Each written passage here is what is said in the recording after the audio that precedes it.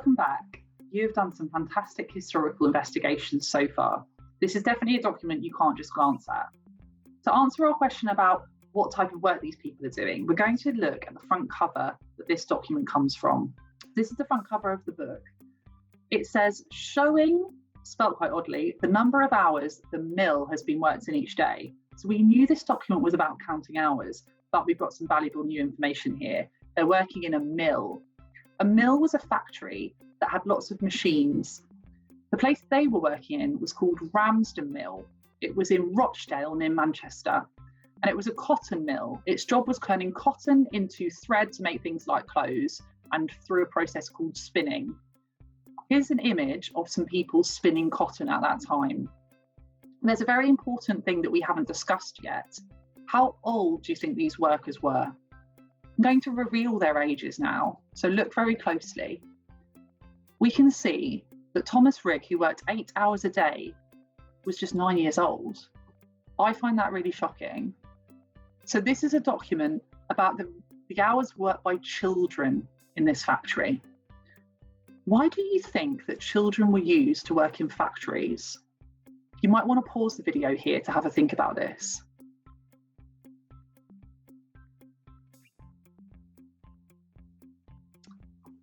Children were used in factories because they were smaller and could do jobs that adults just couldn't, like being mule scavengers. This is an image of the work of a mule scavenger. Their role was to fix machines and pick up loose threads from under machines. This was very dangerous work because machines were often left running. Children could get terrible injuries and even die. We also noticed that children's hours were different. As we went down the list, we could see that children who were 12 years old would work 12 hours a day.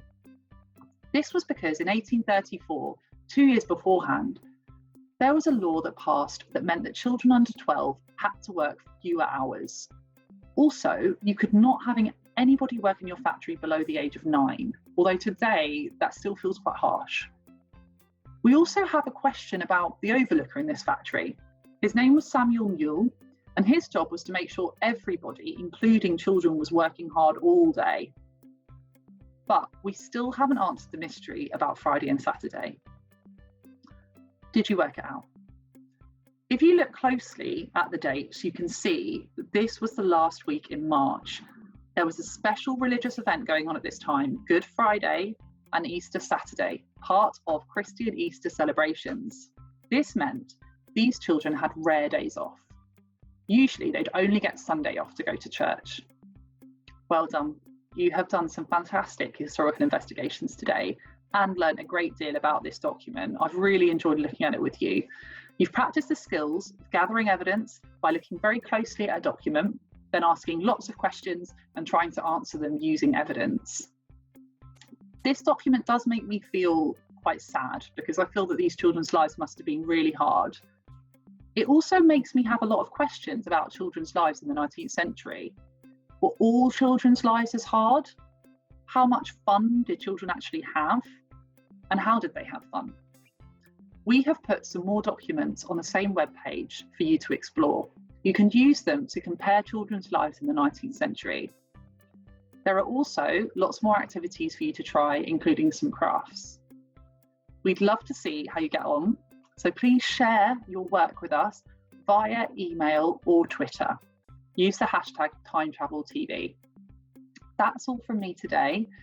I hope to see you again for another history mystery on Time Travel TV. Bye for now.